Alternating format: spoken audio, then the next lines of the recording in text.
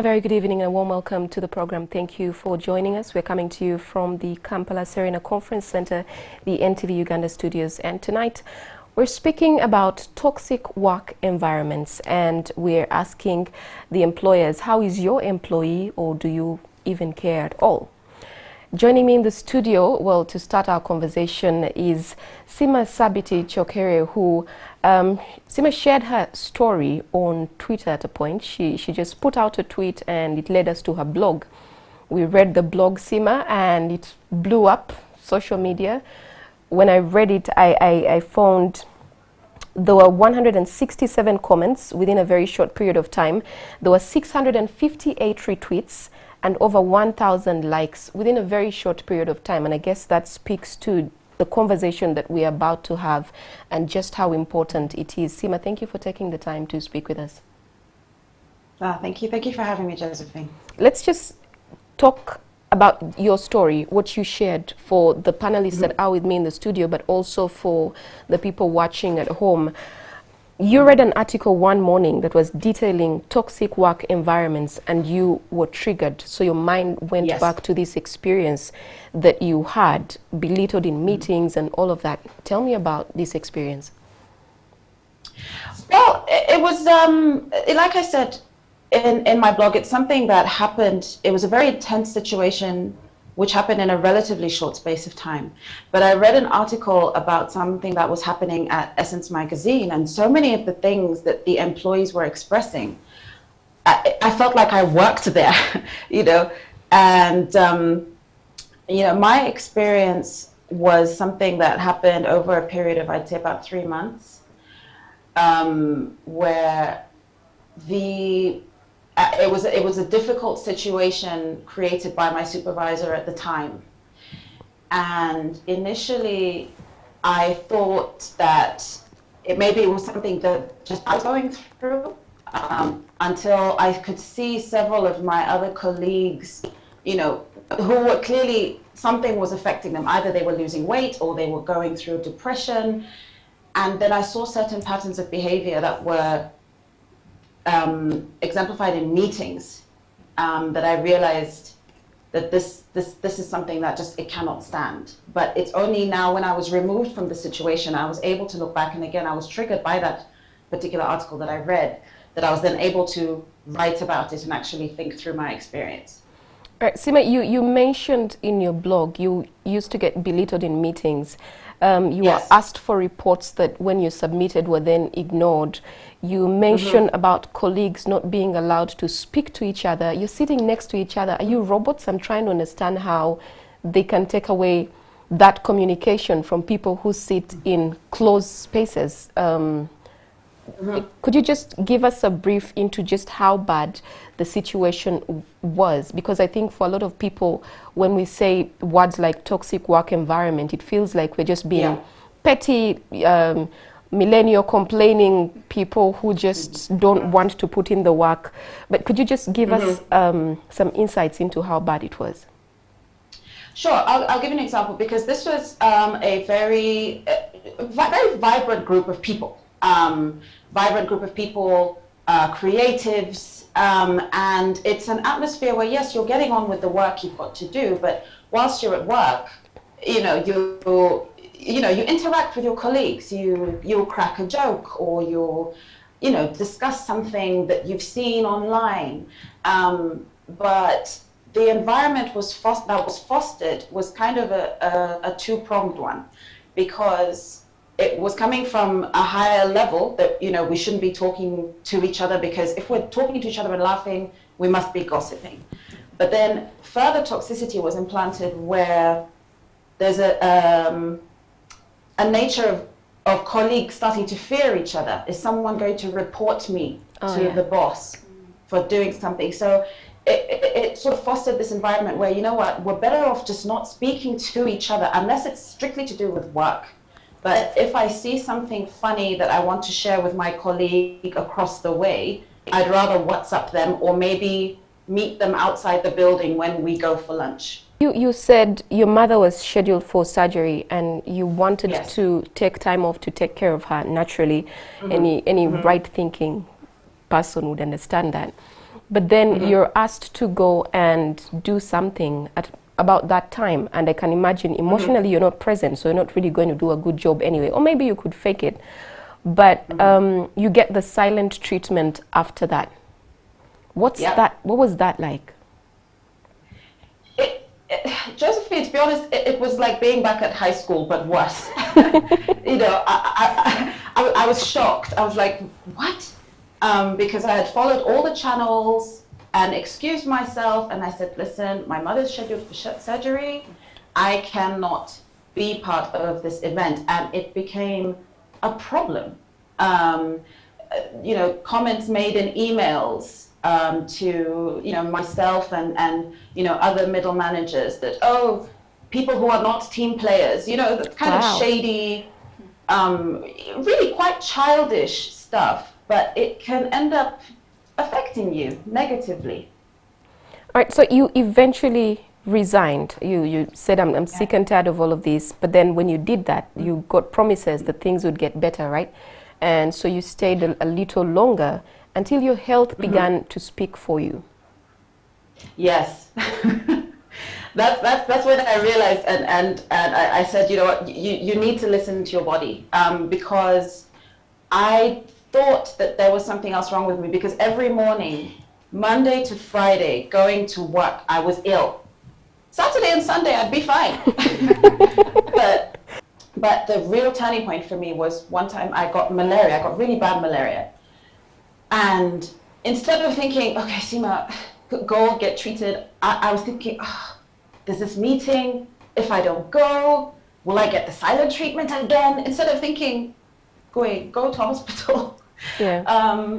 So it was after that when I just said, you know what, I cannot do this anymore. It's clearly, it's time to go, because things are not going to change, regardless of having spoken to senior management and HR. And I just said, look, you know what, it's a sign, maybe it's just time to leave.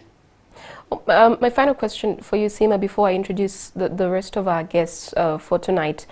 Did your organization, also because I know that you are a public figure, so and you are working in the media circles, well, formal media and also any other kind of media, did anybody reach out to you? Because I know we are all online now, so definitely somebody saw this tweet, somebody read that blog, so somebody must have known this place that you were speaking about. Did anyone reach out and say, hey, this happened, and you know, we're working to address it, to, you know, figure out what's happening with our, I don't know, did somebody reach out? To answer your question, no one has reached out and told me, okay, this is what's happening. And to be quite honest with you, Josephine, it's not what I was looking for, because I honestly felt that I talked enough when I was there to try and address the problem, and nothing was done then. So the post really wasn't so much to get my former employers to do anything about it. It was mostly to let people know that, look, if you're going through something like this, or maybe you're an employer and you need to know that maybe some of your behavior is literally destroying your employees. So I haven't heard from anyone, and I wasn't really expecting to be honest. Let's introduce the other guests in the studio. I have Mr. Francis Kamlegea from PricewaterhouseCoopers. He's a senior country partner, and by that I would say an employer. And I have Rebecca Muding, who is from Unilever Uganda, head human capital. That's human resource, right? Yes, ma'am. It's good to have you here, Rebecca. When you guys were listening to Seema speaking, what's going through your mind? What are you thinking? And I'll start with the employer in the room. Seema, thank you so much for sharing, and I've got to commend you for being very, very brave and speaking up. It was very sobering and actually worrying that we still have such work environments in this day and age. I'm a strong believer of leading by values, and almost every organization, when you walk into their reception, they have something plastered somewhere on the wall, and our values, you know, care, you know, teamwork, you know, excellence, and you name it. It's, you know, the usual suspects. But everything that she has shared is contrary to an environment where people care about their people. It's contrary to an environment that encourages teamwork. And most importantly, it says a lot about the leadership, because you have to lead by example. And also, as a leader, and here I'm not talking about the CEO, MD, it is the middle managers usually who are the biggest problem. Because if you do not live by example, then suddenly everything breaks down. But having said that, that person who is treating her like that maybe was also being treated like so. The fish heads from the rots from the top, they say. There you go, and we'll talk about that. But and to add to that, at times, you cannot give what you don't have. But we certainly hope for the best. Rebecca, HR. Yes. For me, what comes to mind is everything rises and falls on leadership. And just hearing her speak, I was wondering, does this organization actually have values? Yes, it does. That's the truth. It has values. But again, if things fall and rise and fall on leadership, and this is what we are seeing as a result, then there is a very major problem. And my major, like a summary to this, for us as human resource professionals, and then also people in leadership, to set out clearly what is our HR policy saying, what are we doing about it. So for that kind of communication already, this employee is not even reaching, even there's no communication between her and the line manager. There is no human element in it. And also an encouragement out there for us in the positions of leadership. It doesn't matter, medium, at the top, to be more human. Because these people spend a lot of time with us. And again, if this space is very toxic, we make it even worse for them. That is what just stood out for me. Well, Sima, one quick question. Did you ever go to the HR? Did you have an HR unit? Did you visit it and say, look, this is what's happening and I can't breathe? What do I do? Yes. Yes, I did. I did do that. And interestingly enough, we even had, whenever we would have meetings, departmental meetings, there would be a representative from HR there, which my colleagues and I hoped would give HR an insight into what it is that we were going through, because the toxic behavior didn't necessarily stop just because the HR person was there. And I think that was also partly my frustration, because if you're going to HR and you're explaining, listen, there is an issue and the issues are being seen, and it's not only one person going through it. If nothing is done, it sort of, as employees, it leaves you feeling a bit defeated, because really, where else can you go to get help? Yeah, I've always wondered, when people resign and HR just says, no, please don't go, we're going to sort these things out, we're going to clean the mess, we're going to, do all of, and then you do nothing. Yes. A month later, 2 months later, it's still the same situation, and eventually they leave. What is the point of these employee exit forms? Those exit, what do they do? But you're going to answer that question after this break. We'll be right back. Okay, cool.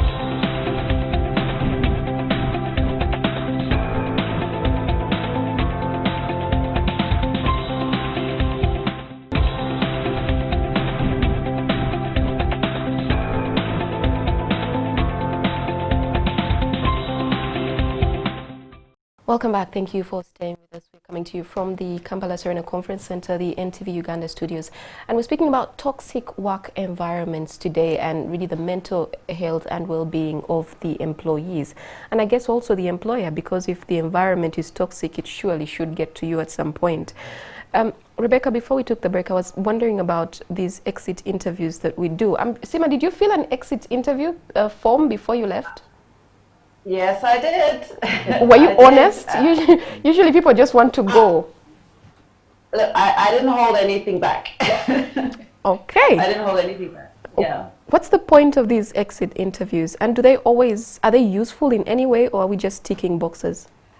Yeah, the exit interviews are useful because whenever you do the interview, you're able to establish why this person is leaving, and when you establish why they are leaving, you're able to do a correction, especially for those that are coming in the future. Just to encourage the other HR professionals out there, that's just not a tick the box, but for us to pick out what is the employee saying and what can we do about it for the rest that are staying. Right. Yeah. Francis, I'm curious. Is there any relation between an employee's well-being? So I'll use Sima's well-being and the success of the business or the organization that she was working for? Oh, definitely, definitely. And that's why, you know, employees are called a human resource. It is a resource. In a business, you have fixed assets, which are chairs, tables, and vehicles, and God knows what. They're disposable, they're dispensable, they depreciate. Then you have people. I think for me, what concerns me from Sima's experience is we all say people are our number one assets. Not only have we stopped calling them a resource, but we call them capital. If somebody says, are you going to start a business? He says, I can't start a business because I don't have capital. When they say capital, they usually refer to money. But actually, we call people human capital. So it's very, very important that you put the welfare of your people, even before your customers and clients. Your people should be your number one asset and your number one priority. Look after your people, everything just falls into place. I mean, when you started, you said people are human resource, and it took a second to sink in because I'd never really made the correlation. Human resource is just a desk, okay, an office that's there in the corner, and I'm going to call you to give you a letter or something like that, because for many organizations that's what it's become. There's no, that office and that connection with the people is not there, and I could be wrong, but from what I saw when Sima wrote her blog and the comments, and also knowing from the experiences that I've gone through and my friends, we just, it clearly is not, we're not human resource. Human resource is a title on your table or your office. I'll give feedback on that. It's just not a title. Back where I work, we look at any job, it's just not a job title, because we believe that each one adds value wherever they are. And we tackle it from a place of purpose. If somebody had looked at Sima from a place of purpose, that she is here to create impact, it would just not be from a place of looking at her as anything. When she speaks, you don't even pay attention to it. So look at it from a place of purpose. What value is Sima adding to the table? And not just looking at her the way it could have happened. And I apologize on behalf of other human resource professionals on that. He mentioned something to say that we are human capital. It gets back to the leadership and the people that are leading different people. What kind of culture do you want to see in a given organization or in the organization that you are running? Francis, is building a healthy work environment and culture essential to high levels of employee engagement, performance, and ultimately better business results? She mentioned the culture. Is this important? And if it is, why are we not treating it as important? It is very, very important. I would say, to me, culture is more important than even strategy, because I think you've heard the saying that culture is strategy for breakfast. So, you know, earlier on we talked about the exit interviews and you know, talking to members of staff when they are leaving. In my view, that is post-mortem. You need to create a culture within the organization that allows for people to speak up. You need to create a culture which gets people to feel valued. And for us, if I speak for leaders, you know, you've got to be human. You've got to be, you know, we are human beings as well. At times we get carried away with all these titles, and some of the people that we lead also do not help by calling us these titles, and we cease to be fathers and mothers and husbands and human beings. And then we go into those corner offices of ours where there is a title on the door, and then when you go in there, I'm going to HR, like you said. I'm actually going to speak to a person about a matter that is human. You know, it's about my child at school, it's about my mother, it's about a client. So I strongly believe that before even you worry about interviewing the member of staff before they go, have in place a method that continuously check how are people engaged. You can bring all the resources that you want, whether it's money, desks, computer, you know, vehicles, and all the perks that they want as members of staff, but for as long as they are not engaged, and engagement is a very, very inner thing. Culture is ubiquitous. You know, you cannot touch and feel, but you can walk in an environment and say, oh, wow, this place, yeah, they really, really belong together. I wholly agree with you. What I see though, a lot of what I see is leaders posturing. So because social media is a big deal now, and almost every CEO is online now, most of them anyway, or somebody's managing their accounts. So they're online and saying all the right things, you know, responding to their employees' tweets and things, and being playful with them and doing all of these things. But it's posturing, because what they're actually doing in the organization is different. And I think what people forget is that social media, while it can put you in a great light, it can be the thing that totally exposes you. Sima, do you have a question for the employer and the human resource? What is it that a leader of a company or human resource can do to make employees feel that their voice matters, that you're not just seen as an employee or a worker bee, you know, who should just be typing away at your desk and getting on with work and producing results? What is it that you can do as leaders to foster that open communication so that people's voices feel valued? I think It's a good question. that one. I'll speak from a place of whenever you want to read the mood of your business, it is very good to go ahead and either you do a dipstick into surveying to know what exactly is happening.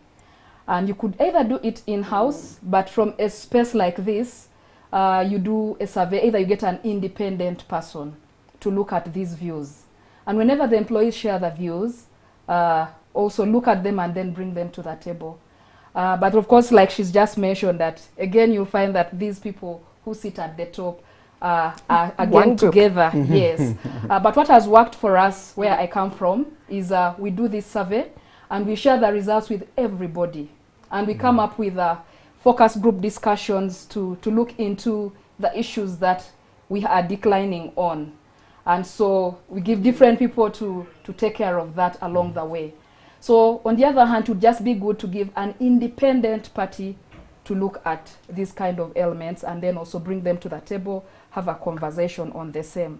If the leadership is interested in seeing a future fit kind of organization, then they'll go ahead and pick on those elements and turn around. But again, if they don't, then it looks like they're just enjoying to be in that kind of space. If I have that kind of employer, definitely, and it does not correlate with my values, that is a moment for me also to say, I think I need to leave. Yeah. Do you think that a lot of employers are taking advantage of this period, the COVID-19 period that we are in, where they know that the employees are desperate to hold on to something, so they're not really paying attention, because you need this job more than you know they think, because they know a lot of people are looking for work. I remember the time when we went into this lockdown. It was quite difficult already for everybody. And then, you know, other organizations were already laying off people. I think in 2 weeks' time, as soon as we went into the lockdown, effective 1st April, some people had already lost jobs. It looked like others were really eager to take that move, and this was an opportunity. What am I trying to say? Create a platform that the members of our teams can easily express themselves, and also come up with different programs, like especially around the area of wellness. And I celebrate the fact that we're able to partner with a given organization, Minette, and Strategic Engagement, to bring them on board, because sometimes people may not trust you again. So to take the members through things like financial well-being, mental well-being, because sometimes they see it better than you who is in-house. Yeah. So yeah, because now for me, I'll be looking at the usual. But when an external party comes in, I was just giving someone an example. If there's a rat that is rotting in this house, I may get used to the stench. But when Josephine comes from outside, she'll look at it from another view. She'll be like, Rebecca, I think there's a stench here.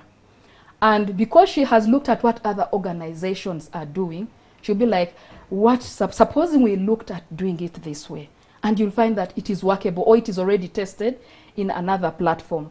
I mean, that would be useful if they actually took the feedback and actually used it when it came through. But usually you find that there's already a lot of rot, and if you're looking at the employees to use them to fix the rot that's there, it's not going to clear the smell. Francis, I have a question for you. A friend of mine, I was speaking to her, funny enough, last evening, and she's in a very toxic work environment, and she was speaking to me about, she did a report and sent it through, and her supervisor sends it back, and no feedback whatsoever, except a line that says, change the author of the report to me. Okay. Oh yeah. So she wants to take credit For what she has not for done. her work. On top of everything else, you're Yeah. taking credit for my work. Yeah. What is happening in workplaces? Why is the employee not important? I don't know what these places are and where these places where, I mean, that is a very insecure supervisor who should not be in that position. You talked about this COVID environment and the fact that employers may want to take advantage and use it because the employees need, They're desperate. they're desperate. Employers are more desperate. Employers running a business is about continuity. It's about being able to do whatever it is that you do, which is serving your clients or selling whatever it is that you've been doing. If you've been doing it well with your people before COVID, it doesn't make sense for you to think that you can do it better without your people. So we need our people even more now. Do you know why? Why? Because before we were all in the same place, you know, working together, and those of us who are very good at micromanaging and they're very low on trust, they want to see somebody seated there and working, yeah? Whether they're working or not. But now we're in an environment where you have to trust somebody to be doing the right thing in their home, in their kitchen, under a mango tree, wherever it is. It doesn't matter where they are. What is important is productivity and output. So any employee out there thinking that they are dispensable because of the current environment we're in, I'm telling you, we need you more now, because we've not only realized that you are people that we can trust, you have shown us trust by being able to work remotely and deliver on our promise. I want to talk about a toxic work environment. I lead a professional services firm. We're about 200 people. Our average age is 27. We are only 4 people. Actually, we are 3 people above 50 in that business. So you can already imagine the age group in that environment. We've created so many forums that enable people to work. First of all, if you are old and old school, you may struggle to relate with a 24-year-old, very hyper, young lady from university who you've interviewed and given a job, and now she wants to come and change the world. And you have to give her that space. But on the other hand, you have to know that it takes time to get wherever it is that she has to get to. So we've created what we call next-gen councils. And this is, again, the new generation or X, not even next generation, Y generation or millennials. And they do reverse mentoring to us who are the old people. Oh, so you guys need mentoring. Oh, definitely, definitely. Because, how do you, I've told you, I mean, we like 200 people and you are 50. When we were at school, we thought 50 was so old. Now suddenly we're 50 and we're realizing these young people are the ones going to run the show. So it's a different environment, and employers have to change. Wellness is so important. How is that working for the mentorship, the reverse mentorship? You don't have to so structure it, like 12 p.m., we can't sit here and there's a question and answer session. You do it in a very, very subtle way. I'll give you a good example. We do the staff engagement, and employees, especially the young people, come up with very, very interesting things that they want to do in the office. And at times, if you're not open-minded, you may just keep saying no, no, no, because of the policies that you have in your place. And HR in particular, you're very good at policies and procedures. But at times you have to throw those documents out and just look at people. And be human. People. Yes, and be human. And because otherwise you can always find reason to say no.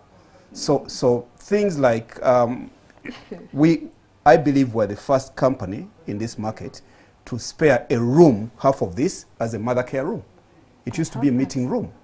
What's a mother care room? A mother care room is a room that you set up for young mothers. You put in very nice comfy seats like this. You put there a fridge in the corner, and you tell the gentleman that the milk in that fridge is not for you to use to make a cup of tea. In fact, you don't even allow them to go into that room.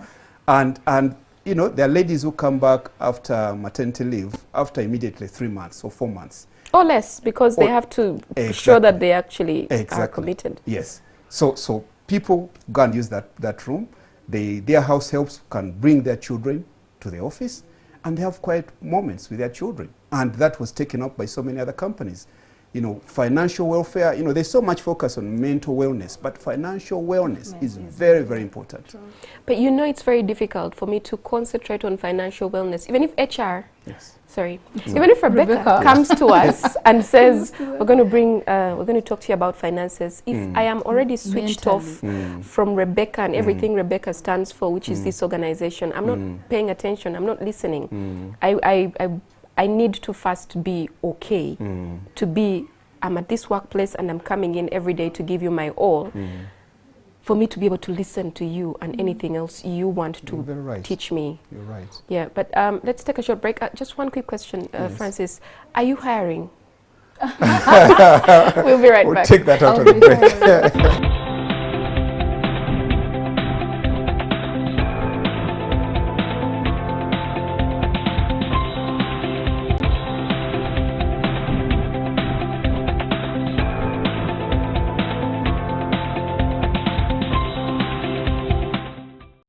Welcome back. Thank you for staying with us. Tonight we're speaking about toxic work environment and workers' well-being. I wanted to ask, what decisions did you have to weigh before you made the final decision of I'm out of here?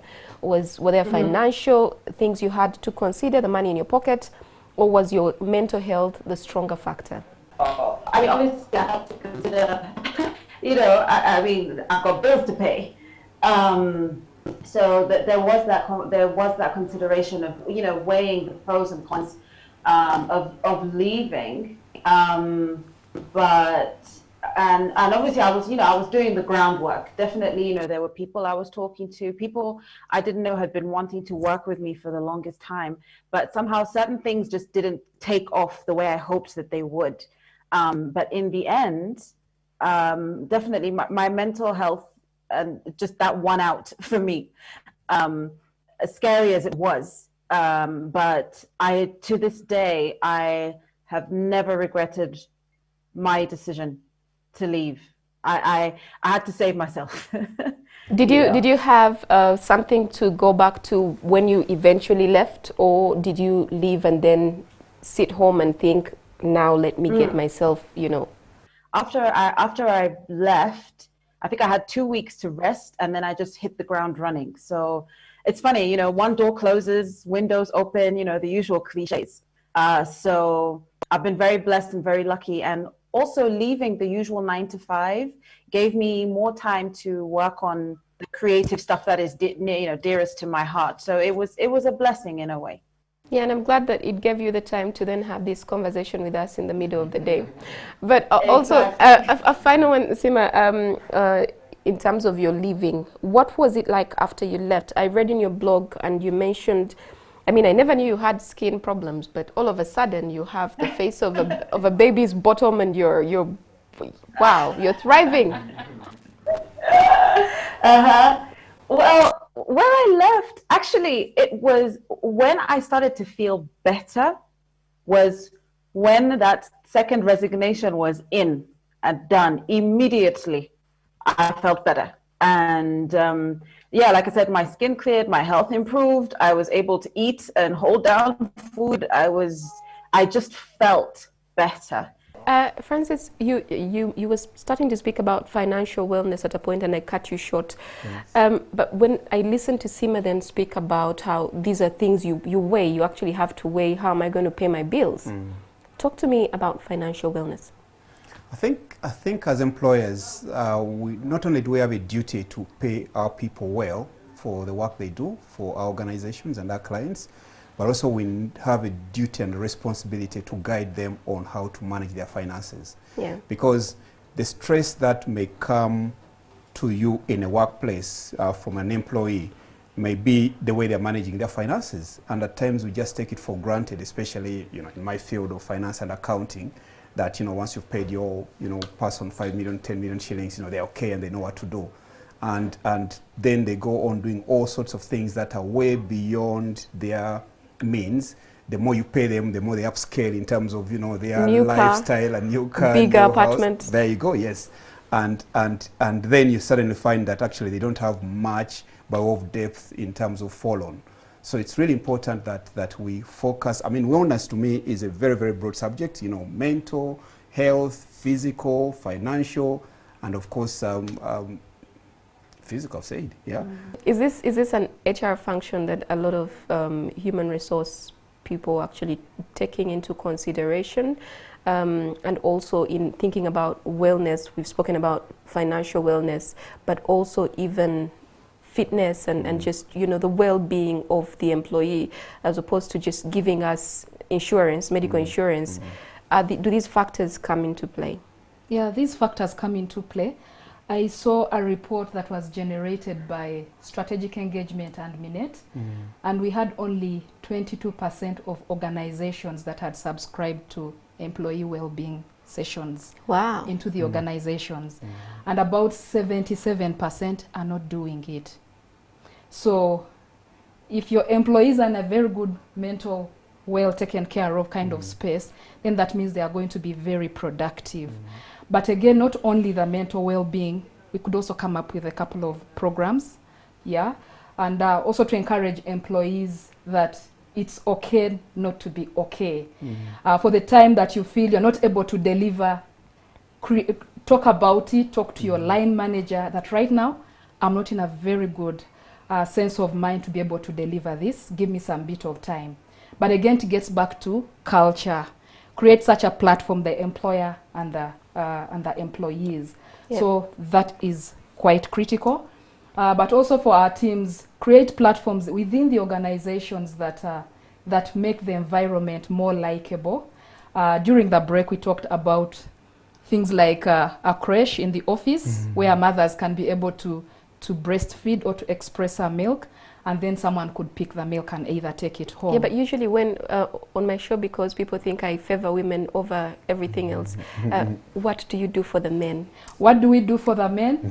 Currently, our paternity leave policy allows them to go for paternity leave to up to 21 days. Wow. Most organization gives 4 days? The government guidelines, I think, are 4 days. So we do 4 working days. 21 working days.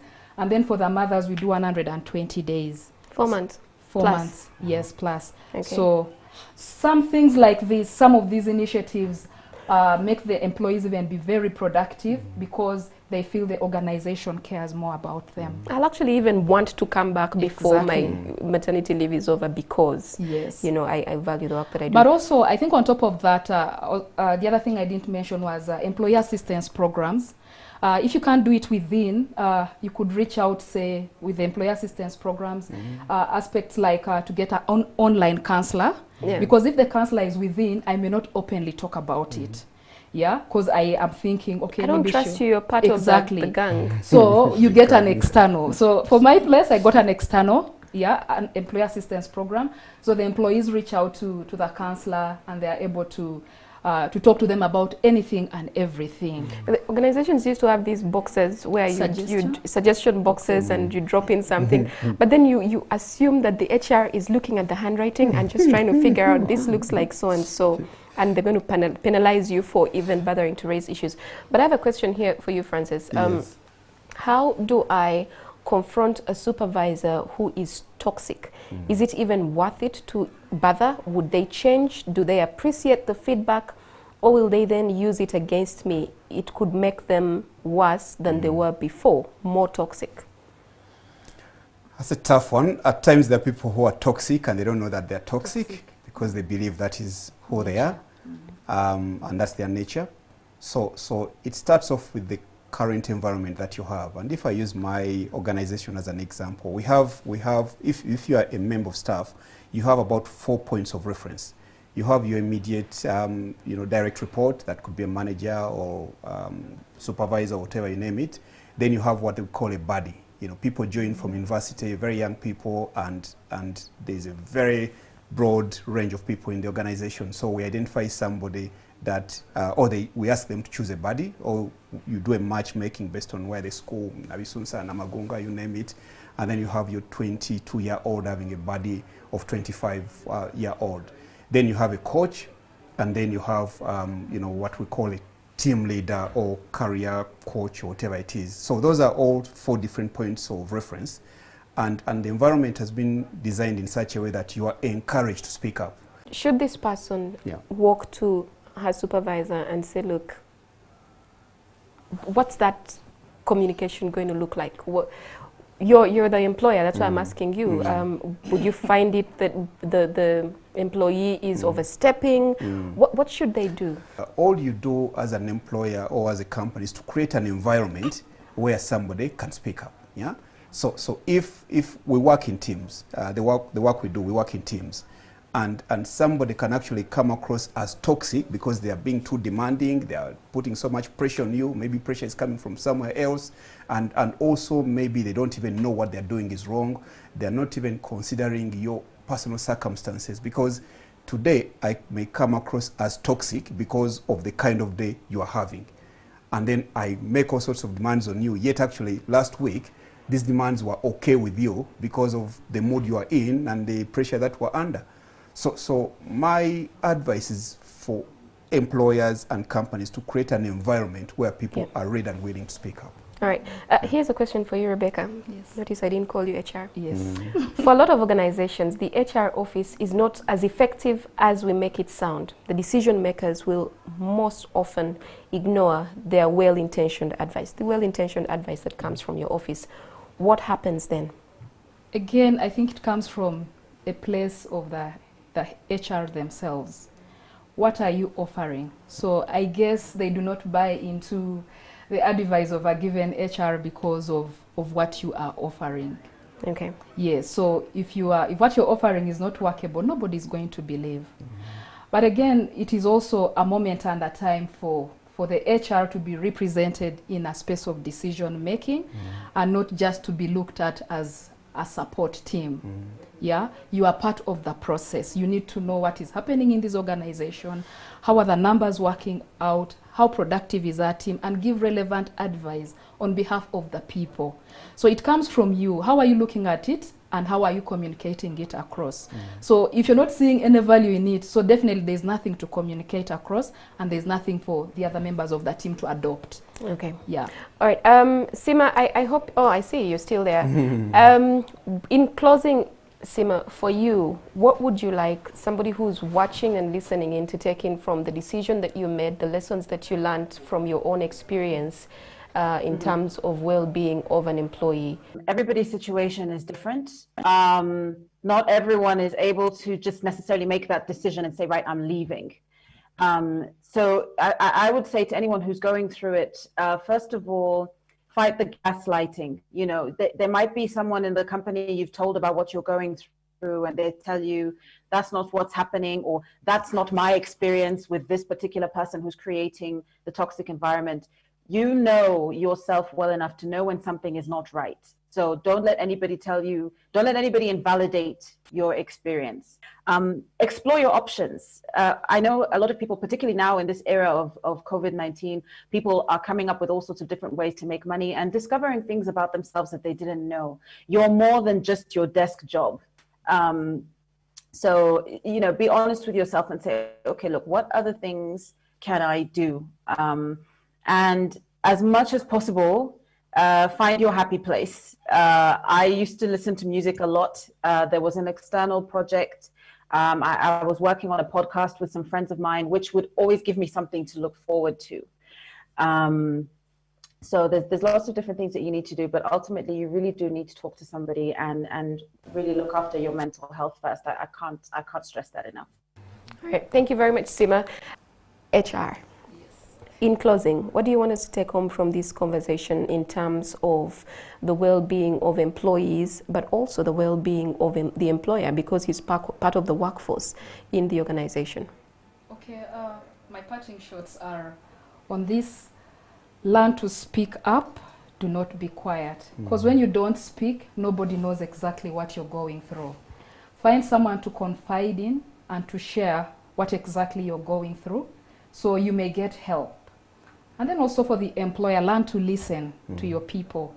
Because when you ignore what they are talking about, then again it affects the productivity. Francis, and before you close, we were speaking during the break about this title situation of MD, HR, and GM and all of that.